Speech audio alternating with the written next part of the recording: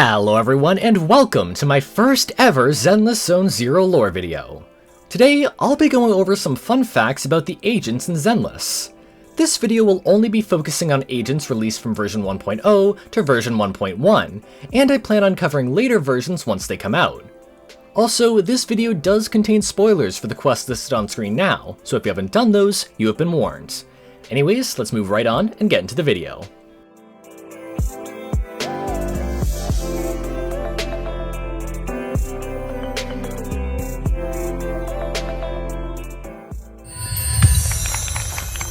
No matter who you pick as your protagonist, the personalities of Belle and Wise will remain the same.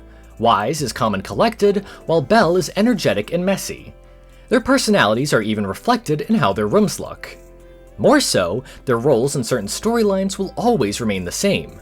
During Mission Unthinkable, Belle is always the one who almost gets hit by a car. During Emergency Rescue, Belle is always the one we have to rescue from the Hollow.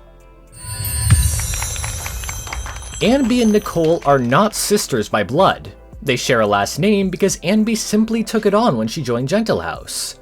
Before that, much of her past remains a mystery. All data relating to her past is suspiciously blank, though her behavior and combat performance suggest military training. It is possible that she is somehow related to Soldier 11, as the two do look quite similar.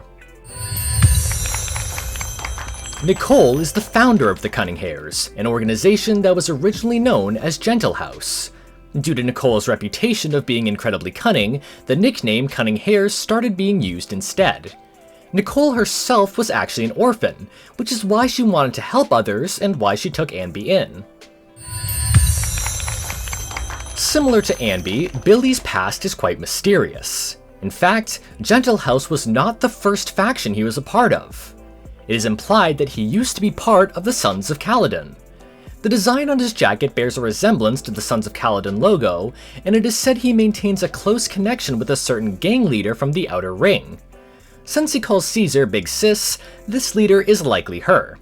Additionally, we see in the version 1.2 trailer that Billy will be accompanying us to the Outer Ring to meet the Sons of Kaladin. Before she joined Victoria Housekeeping, Corin suffered from a critical illness. Due to the severity of this illness, she had to undergo major surgery. If you look at her full Mindscape cinema art, you can see a scar around her right arm, which could be from the surgery. Like the other members of Victoria Housekeeping, Corin is inspired by certain horror tropes.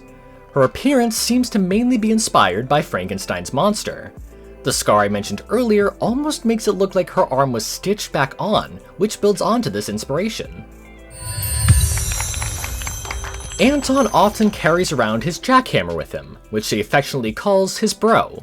At first, this may just seem like a silly thing he does. However, it likely means a lot more to Anton than the story lets on. In his agent intel, it's suggested that his bro has a connection to his former colleagues. He may talk to the jackhammer and be inspired by it as a way to keep going for them. Ben often puts the needs of Belobog Industries above his own needs. It is said that fur care is his second most important daily task, while settling the accounts takes first. Even his outfit is chosen to better serve Belobog Industries over his own preferences. While he may look intimidating, he is actually quite sensitive and detail-oriented, which is why he handles the finances of the company. Lucy joined the Sons of Kaladin after cutting ties with her parents. There is a missing person report out for her offering a very generous reward, likely from her parents. It seems that she used to live a more formal life, with one of her dialogues saying that she used to wear formal dresses. Her full name reflects this, being Luciana Oxisis Theodoro de Montifio. On the other hand, her guard boars have much simpler names, being Grassy, Woody, and Bricky. Although Piper looks like she's always tired, she seems to be quite energetic while driving the Steel Tusk. However, her driving style is implied to be rather chaotic, as one of the quotes from her introduction comes from a still terrified passenger of her vehicle. Piper also enjoys buying scratch cards, as shown in her open world appearance on 6th Street with Lucy. Sokaku loves eating all the food she can, and she absolutely hates it when she sees other people waste their food. As a result, some have even given her the nickname Glutton. Her real name, Sokaku, also literally translates to mean blue horns, which of course is a reference to her being a blue Oni. Similar to Nicole, Nekomata loves money. In fact, her agent details suggest that you should keep an eye on your wallet whenever she's around, as she might just try to grab it. Perhaps due to their similarities, she seems to be very interested in Nicole. As shown throughout the story, Anby is a bit displeased by this. As for her reasoning, it's simply because she was there first. Obviously, Lycon takes the appearance of a well-mannered canine Theron. Beyond this, he is also inspired by the horror trope of werewolves and lycanthropy, even being framed with the moon in a cutscene. Despite having elegance and composure, he does have his animal instincts as well. Occasionally, when he's happy, his tail and ears will wag unconsciously. He is aware of this, and he finds it a bit embarrassing. Rena is the most senior member of Victoria Housekeeping. In fact, her family actually holds significant influence in the specific industry. She was even the one who helped teach Lycon in his role. Rena is based on ghosts and paranormal horror, as seen with her ability to float and her use of electric powers. Her two Bangbu, Anastella and Drusilla, are likely inspired by cursed dolls. As for the origin of their names, they actually come from the names of the ugly stepsisters from Cinderella. Kaleda is actually quite fond of desserts, though she definitely won't admit it. This is likely because she views enjoying sweets as childish, and she doesn't want other people to see her as childish or immature. Fairy believes that her short height is actually a result of prolonged involvement in the Hollows, but that's just theory. Either way, any descriptors associated with children highly annoy her. Grace and Kaleda are actually adoptive sisters. Both of Grace's parents disappeared during a dangerous Hollow expedition several years ago. Kaleda's father and friend of her parents, Horse, ended up adopting her. As a result, these two are quite close to one another. In fact, Grace is the only one who can call Kaleda Sweet Pea without getting beat up. Much like Anby, a large amount of Soldier 11's past remains unknown. Speaking of Anby, she actually makes an appearance during Soldier 11's teaser. She appears as a shadow who coaches Soldier 11 on what to do in her current situation. However, Soldier 11 doesn't listen to her advice, doing her own thing instead. This shows that she may resent Anby for something she did in the past, potentially a betrayal. After all, the main focus of Soldier 11's agent story was how she hates betrayal.